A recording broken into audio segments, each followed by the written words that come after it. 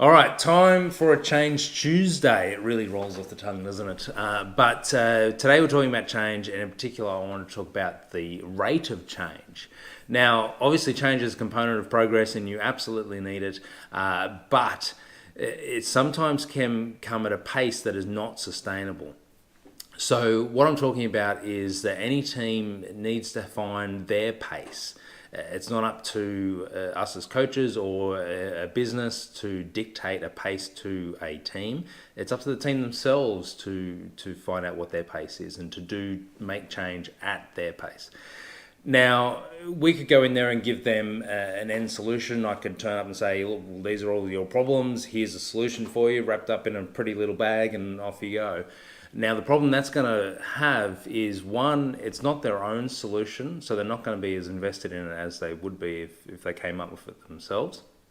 And secondly, they won't go through their own steps to get to that end solution.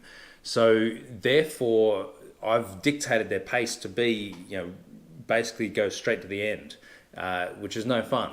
Them progressing through the steps at their own pace is really important because they're discovering their own process as they're going, which means they're refining it exactly to the way they want it. And that's particularly important because you can have a different rate for different teams. Not everyone learns at the same pace. Not everyone's changing at the same pace. Sometimes the work that they're doing can dictate their rate of change as well. So consider that rate of change when you're looking at your new incentives and your new initiatives, particularly when you are doing your retros. Make sure you only take on one action at a time if that's all you're capable of getting through. If you're going to get through one, that's great, that's fine, it's still change. And then if you can take on more, take on an extra one. Take on 2 out of each retro. But make sure you're doing it at a rate that you can actually effectively make that change.